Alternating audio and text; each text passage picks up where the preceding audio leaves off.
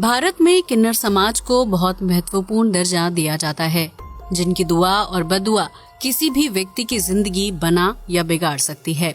शादी, ब्याह या बच्चा होने की खुशी में घर घर नाच गाना करने वाले किन्नरों की जिंदगी बेहद रहस्यमयी होती है, जिसके बारे में हर आम इंसान जानना चाहता है। इन्हीं रहस्यों में से एक है किन्नरों की शादी से जुड़ा राज, जो आज भी कई लोगों के लिए अनसुलझी पहेली बना हुआ है। तो आइए जानते हैं किन्नर समाज में होने वाली शादी और उससे जुड़े रीति रिवाजों के बारे में। भारतीय समाज में किन्नरों को हिजड़ा और थर्ड जेंडर जैसे नामों से भी जाना जाता है, जो अपना पेट पालने के लिए लोगों द्वारा दी गई भेंट और पैसों पर निर्भर होते हैं। किन्नरों की दुनिया आम इंसान की जिंदगी से बिल्कुल अलग होती है। इनके यहाँ जश्न और मातम को लेकर भी अलग अलग रीति रिवाज निभाए जाते हैं। माना जाता है कि किन्नरों के पास अद्भुत शक्तियाँ होती हैं, जिनके बल पर वो लोगों को दुआएं देते हैं। यही वजह है कि भारत में किन्नरों को काफी मान सम्मान दिया जाता है और लोग उनसे भूलकर बद्दुआ नहीं लेना चाहते। यूं तो दुनिया भर में किन्नर पाए जाते हैं जो आम इंसान की तरह जिंदगी जीते हैं, लेकिन भारत में इस समाज के लोगों का रहन सहन, खान पान और शादी से जुड़े रिवाज बहुत अलग होते हैं, जिन्हें जानने का इच्छुक हर व्यक्ति होता है। क्या आप जानते हैं कि आम इंसानों की तरह किन्नरों की भी शादी होती है, लेकिन उनकी ये शादी सिर्फ एक दिन की ही होती है। तो आइए जानते हैं कि आखिर क्यों किन्नर करते हैं एक दिन की शादी और कौन होता है उनका पति। किन्नर करते हैं एक दिन की शादी। हमारे समाज में दो तरह के किन्नर पाए जाते हैं, जिसमें महिला किन्नर और पुरुष किन्नर शामिल हैं।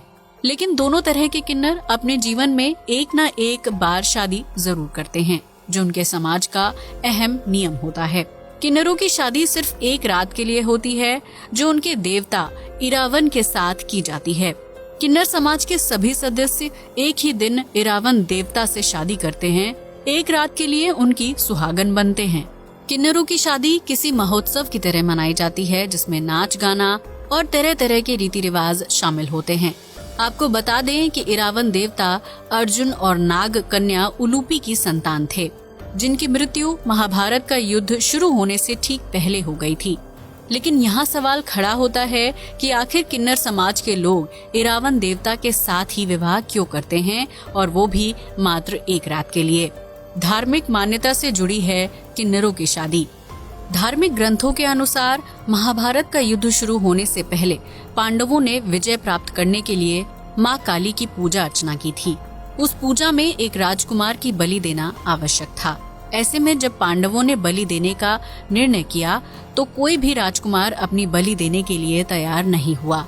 इस स्थिति को देखकर अर्जुन के पुत्र इरावन ने कहा कि वो युद्ध में पांडवों की जीत के लिए खुद की बलि देने को तैयार हैं।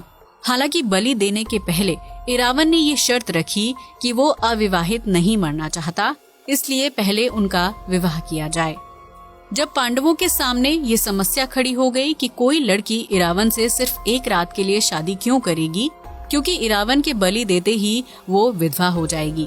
ऐसे में पांडवों की समस्या का समाधान करने के लिए भगवान श्री कृष्ण ने मोहिनी का रूप धारण किया और पांडवों की नगरी में जा पहुँचे।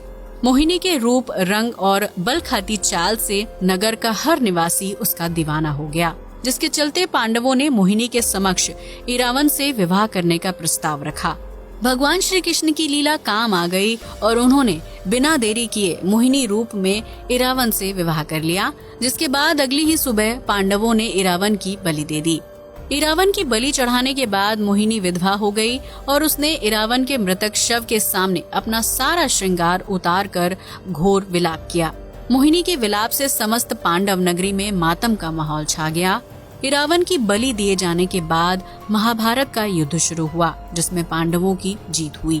तब से लेकर अब तक किन्नर समाज के लोग इरावन देवता को अपना आराध्य मानते हैं और उनके साथ एक रात के लिए विवाह रचाते हैं। कैसे रचाते हैं किन्नर इरावन देवता से विवाह? हर साल किन्नरों के विवाह के लिए एक मुहूर्त निकाला जाता है, जिस दिन सभी किन्नर नए कपड़े, गहने और साज श्रृंगार करते हैं।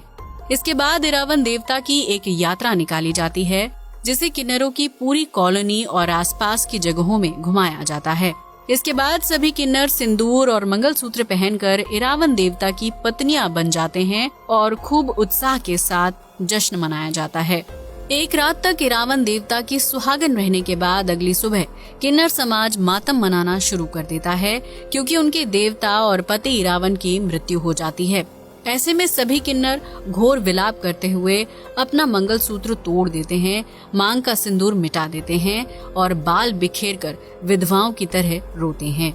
इसके बाद सभी मंगलसूत्रों को इरावन देवता के मंदिर में किसी पेड़ के पास बांध दिया जाता है, ताकि उन मंगलसूत्रों को कोई अपवित्र ना कर पाए।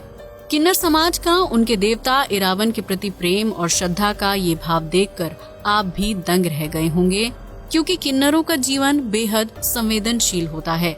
सभी की शादी में खुशी से नाचने वाले किन्नर सिर्फ एक दिन के लिए विवाह सुख भोग पाते हैं और अगले दिन उनकी खुशियां मातम के साथ खत्म हो जाती हैं। आज के लिए बस इतना ही। वीडियो अच्छा लगा हो तो इसे लाइक और शेयर कीजिए, साथ ही हमारे चैनल को भी सब्सक्राइब करें। जय हिंद दोस्तों।